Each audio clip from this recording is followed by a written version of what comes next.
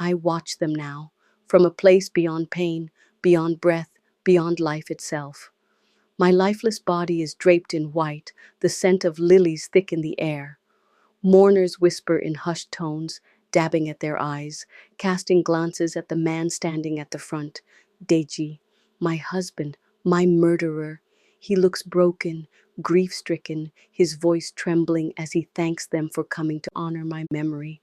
The perfect, heartbroken husband, the same man who once whispered love into my ears as his hands crushed my bones.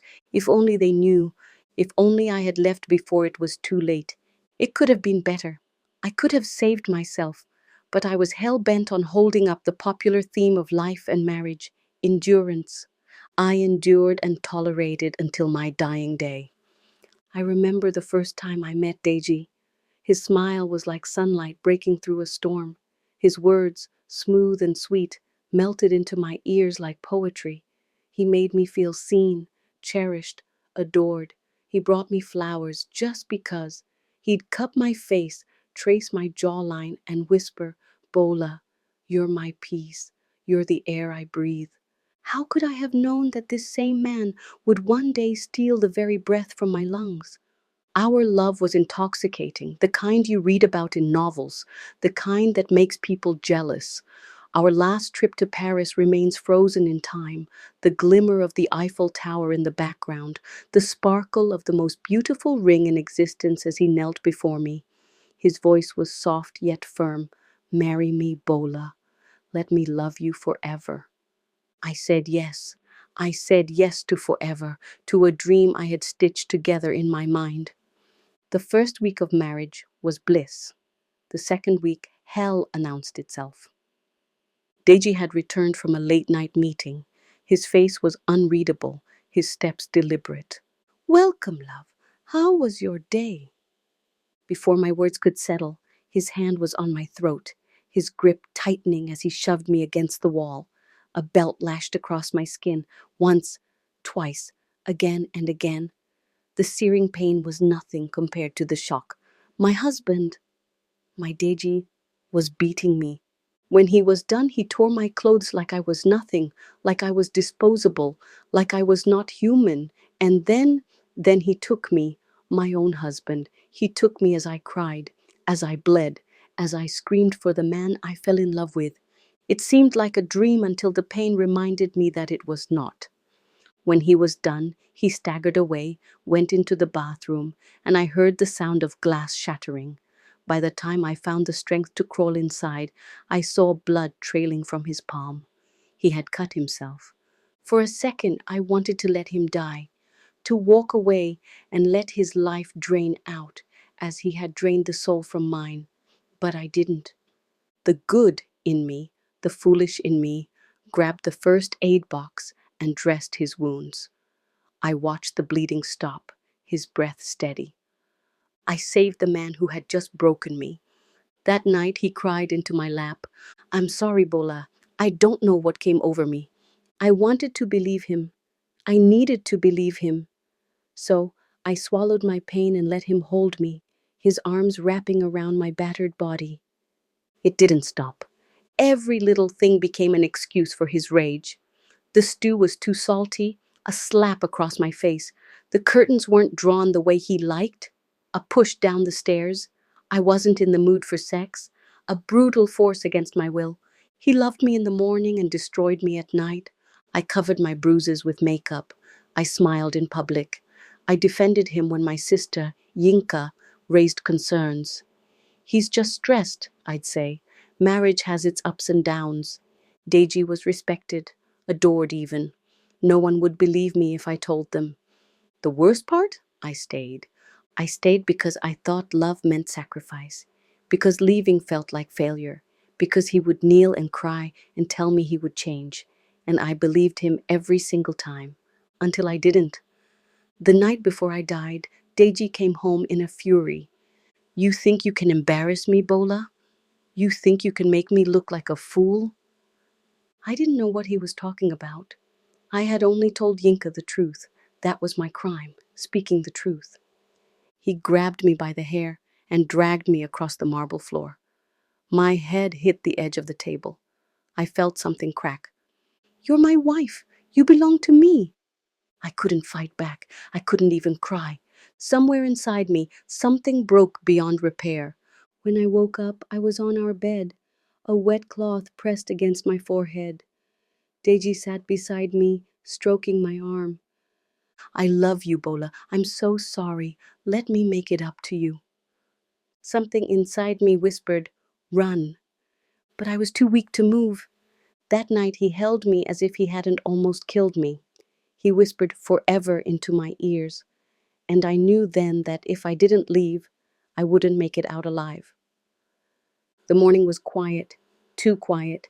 I tiptoed to the door, my packed bag in hand. My heart pounded as I turned the knob. Then I heard his voice behind me. "Where are you going, my love?" Terror gripped me. "Deji, I didn't get to finish my sentence before his hands were around my neck. Tight, tighter. I fought. I clawed at his arms. I kicked, but he was stronger. The last thing I heard was his whisper. "You're mine, Bola, till death do us part." Now I stand as a silent observer, watching the world mourn me, watching Deji weep over my casket, receiving condolences, playing the part of a grieving husband. I want to scream. I want to tell them that this is the same man who ended me. But the dead cannot speak. So I watch. And I weep for the woman I once was. The woman who could have lived. The woman who could have chosen herself before it was too late. If only I had left. If only I had saved myself. He always beat me. But the terrible thing about it was, he seemed unaware of the abuse. Shocking, right? I couldn't even begin to comprehend how the man I had once loved, the man who once made me feel like the only woman in the world, could now treat me as though I was invisible, as if my pain didn't matter. I remember the day he chased me around the house with a knife. I had made the desperate decision to call Mama, to finally break my silence and tell someone about the horror I was living. I had been suffering in silence for so long, hiding bruises, erasing tears, and pretending to be happy. But this time, I needed someone to know. I needed help. I tried to keep my voice calm, tried to make it sound like everything was okay, but I couldn't hide the tremor in my voice. "Mama, I need help. I don't know how much longer I can take this." I never expected him to be standing at the door, eavesdropping, hearing every word I said. The moment I hung up, he charged at me. His eyes were wild, full of rage. He grabbed me by the wrist and hissed, "Who were you talking to? What were you telling her? Why do you want to end my life prematurely?" My heart pounded in my chest. I knew I had made a mistake, a fatal mistake. I had exposed the truth, and now I would pay for it. We ran around the room like animals in a cage, me trying to escape, him hunting me down like prey. I raced down the stairs, my feet stumbling over the steps, my life depending on how fast I could go. He was right behind me, a beast on a mission to silence me forever. Then it happened. He caught me, and in one swift motion, he slashed my arm with a jagged piece of metal. The pain was instantaneous, and the blood poured out of me, staining the floor beneath us. I screamed, but my voice felt distant, like I was trapped in a nightmare I couldn't wake up from. He didn't even pause for a second. Instead, he scooped me up, his hands crushing my body, and dragged me into the car. We sped to the hospital. The whole time, I could barely see through the blood that clouded my vision. At the hospital, the doctors immediately took me into the emergency room. They needed a history of what happened, but Deji didn't give them the full story. No, he simply told them that when he got home, he found me like that. He wasn't concerned about my pain. All he cared about was protecting himself. But I felt relief in that moment. The hospital was a sanctuary. For the first time in what felt like forever, I was away from him. I had the chance to breathe, to recover, even if just for a moment. I begged the doctors not to discharge me, but of course I knew that wouldn't happen easily. He was already on the phone making arrangements. The next day, he arrived at the hospital with gifts, flowers, a get well soon card, food, and drinks.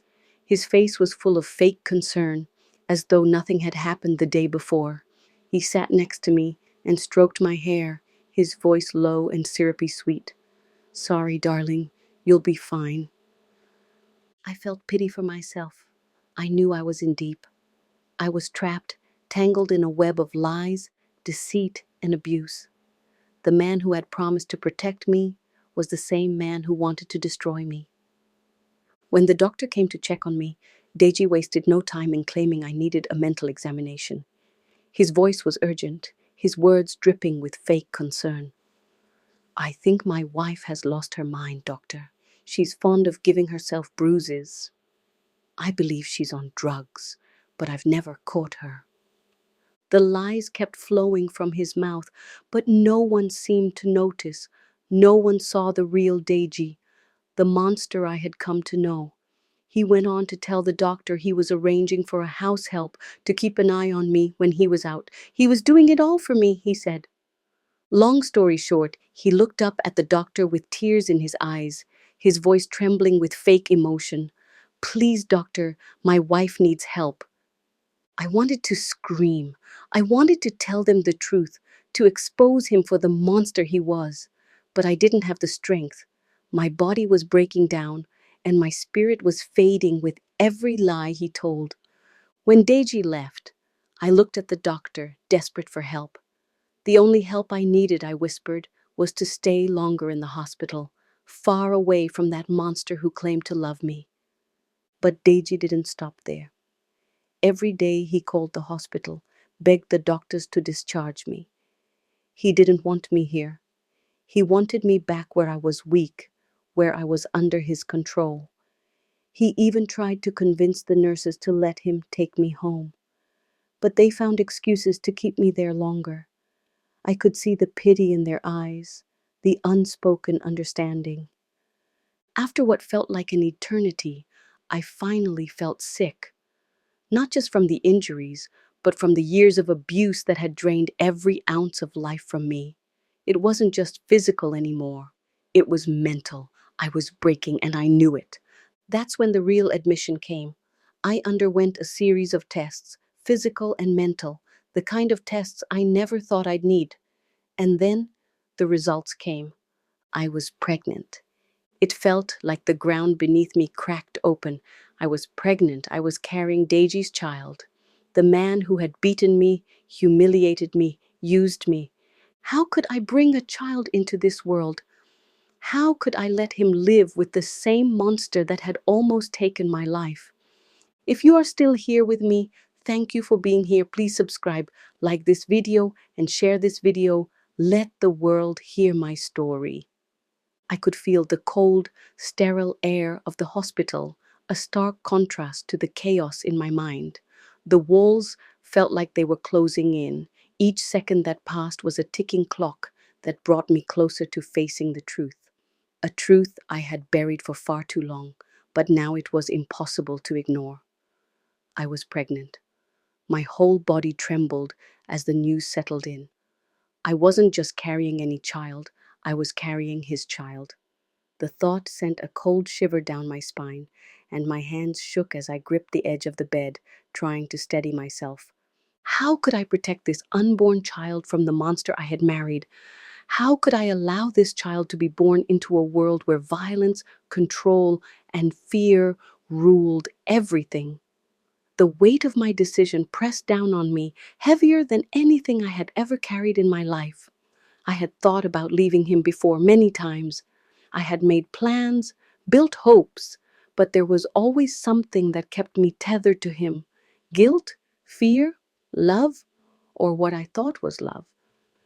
Deji had convinced me time and again that he loved me, that his actions were driven by passion, by an overwhelming need to protect me. But the truth was far darker. What kind of love beats, humiliates, and destroys? What kind of love tears down every bit of confidence, every shred of self-worth, until you are nothing but a hollow shell? He had hollowed me out, piece by piece, until I didn't recognize myself anymore. But now, with this pregnancy, I had to think of the future. I had to think of the life I would bring into the world and whether it would be safe in Deji's hands. Could I keep this child from becoming like him? Could I protect them from the same fate I had suffered?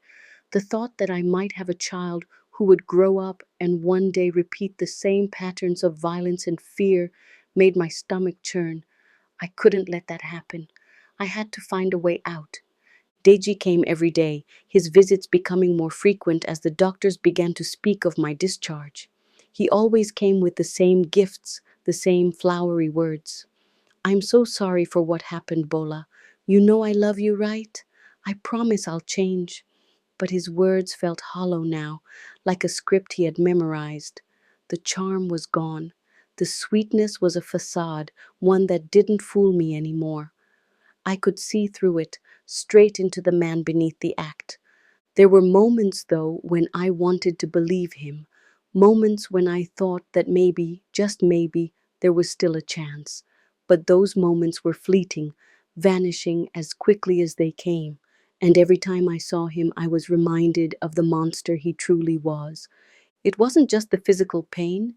It wasn't just the bruises and cuts that marred my body. It was the emotional scars that ran deeper, the ones that couldn't be seen, the ones that gnawed at my soul every single day. The constant questioning of my worth, the self-doubt, the feeling that I wasn't good enough, that I wasn't strong enough to break free. I had to carry this weight in silence, pretending to be okay, pretending that everything was fine. But inside, I was breaking. I couldn't help but wonder what my family would think if they knew the truth. What would Mama say when she found out about the bruises, the brokenness? What would my friends think when they saw the woman I had become? I had spent so long hiding behind a mask, pretending to be the perfect wife, the perfect daughter, the perfect friend. But it was all a lie. The day I found out about the pregnancy, everything changed. I couldn't look at Deji the same way anymore. I couldn't pretend anymore. I was carrying his child, but I couldn't pretend that I was happy about it. The thought of bringing a child into this toxic environment felt like a death sentence. How could I raise a child in a home where violence lurked in every corner? How could I let my child grow up with the kind of man who would hurt their mother without a second thought? When I told Deji, the look on his face was a mixture of surprise and confusion. He hadn't expected it, and I could see the gears turning in his mind as he processed the news. Bola, are you sure? He asked, his voice barely above a whisper. I didn't answer right away. My silence spoke louder than any words ever could. His hand reached out, as if to comfort me, but I flinched. I couldn't bear his touch. Not now. Not after everything he had done. Bola, I'm going to make it right, he said, his voice strained. I'll be a good father. I'll change. I promise. I'll be the man you deserve. I wanted to believe him. I really did. But how could I? How could I believe a man who had beaten me, who had controlled me, who had stripped me of everything I once was? How could I believe in his promises when I knew deep down that nothing would change? You don't know how to love me, Deji, I whispered, my voice thick with unshed tears. You don't know how to love anyone. All you know is control, power, manipulation. And I can't do it anymore. I can't stay here trapped in this cycle of abuse. His face contorted with rage. You're the one who's broken Bola. You're the one who needs help, not me. I'm doing everything I can to make this right. I'm trying. And this is how you repay me? I shook my head, tears falling freely now. You don't get it, Deji. You don't see what you've done to me. You've broken me piece by piece. You've made me hate myself. I'm not the same woman I was when we got married. You've taken everything from me, and I don't know if I can get it back. He stood up, pacing in the small hospital room, his fists clenched at his sides. You don't understand. You don't understand what I've done for you for this marriage. I'm trying to make it work. Why can't you see that? I was shaking now, but not from fear. No, this time it was something else, something stronger, something fiercer. I was done. Done with the lies, done with the manipulation, done with the abuse. I don't need you to make it work, Deji, I said, my voice firm. I need to be free. I need to heal. And I can't do that with you in my life. He froze, and for the first time I saw a flicker of uncertainty in his eyes. It was as if the mask was slipping, and for a brief moment he was just a man, vulnerable and unsure. But it didn't last. The rage returned, more intense than ever. You'll regret this, Bola, he hissed, his voice venomous. I will make you regret this. I stood my ground, my heart pounding in my chest. I've already lived through hell, Deji. I'm not afraid of you anymore. Don't forget to subscribe for the next chapter in this raw, emotional journey. The next part of my story is coming soon. That was the moment everything changed for me. It wasn't just about me anymore. It was about the future, about this child, about breaking free from the cycle that had held me captive for so long. I couldn't let my child grow up in this environment. I couldn't let them see what love was through Deji's eyes, through the twisted lens of control and violence. I had to protect them. I had to protect myself. And so the decision was made. I would leave. I would take this child and leave everything behind. I would fight for the freedom that had been taken from me. I would fight for the chance to be more than just a survivor. I would fight to be whole again. The road ahead wouldn't be easy. There would be challenges, setbacks, and moments when I would want to give up. But I knew deep down that I was capable of more than I had ever believed. I was stronger than I thought. I had survived the worst, and now it was time to rebuild. It was time to start living. Thank you for your support. Want to know what happens next? Will she leave? Will Deji change? See you in the next episode.